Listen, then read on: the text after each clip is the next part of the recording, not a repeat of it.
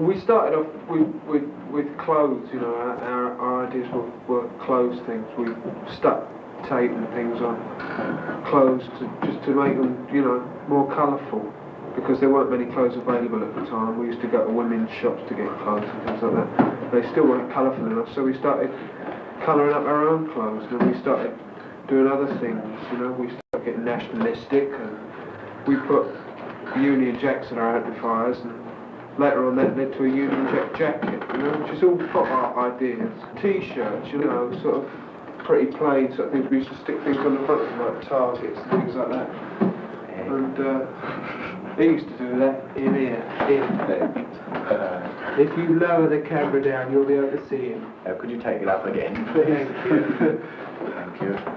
And now this is where I live over here.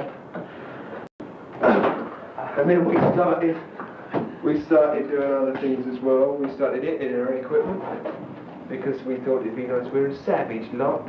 We developed our acts so that what we were doing looked visually big with the sound that we were making, because if we were all making this big sound just standing there like normal groups do, you know, however smartly dressed or what, you know, it wouldn't be right. So we started to make our act aggressive. The singer used to play tambourine in those days and used to smash them up, you know, when he was playing.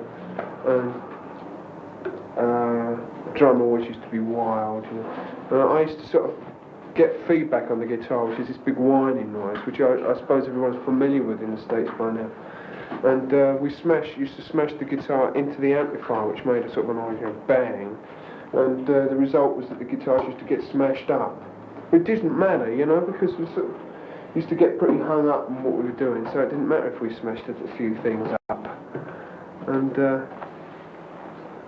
ever since then I've always smashed up guitars. You know, it gets bigger and bigger. It doesn't sort of become now that the guitars are smashed up because of the sound that we're trying to achieve. It's more that the guitars just get smashed up, you know, because it's a great visual effect. What's been happening with your records in America then? Very funny, you know. I always seem to get to about 75 in the charts and sort of fade out. Don't like the cut of your jib. That's probably what it is. You know, we get some of the best fan letters ever from America, you know.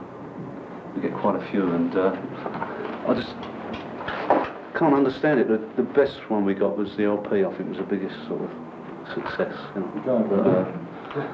Albums. Can't explain. Albums, they're called, Roger, in America. Albums. Can't explain. Got to quite high, but that was about a year ago, you know. Detroit. So we're all rather puzzled at what the Americans like. Do you have any plans to go to America?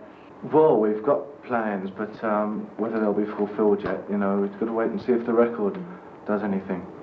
Where especially in the States would you like to visit? California, I think. Why California? And there's a good recording studio over there, Western. And the surfing and the hot rods. Oh yes, surfing and the hot rods and the girls over there. What do you think about recording in America? Why does this appeal to you?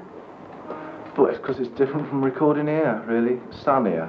Better studios. You know, I'm not worried about the studios or the sound. But when you go outside, you can get a tan, which is more than you can get here. When I'm dancing on stage, I just sort of get it off the kids in the audience at the time. You know. Sort of work from there. You know. It's changing all the time. It's the best way. I think best way to move around. You know. Just copy them. You know, sometimes when we get people start dragging us off the stage, you know, we rely on our two road managers, you know, just to look after us. You know, we haven't got much of a chance. We get sort of under the screaming birds. Feeding time. Feed the front row. You know, sometimes they get you down there, I don't know what to do with you once you're down there. They put you up again. Putting the skin off. They put you up again.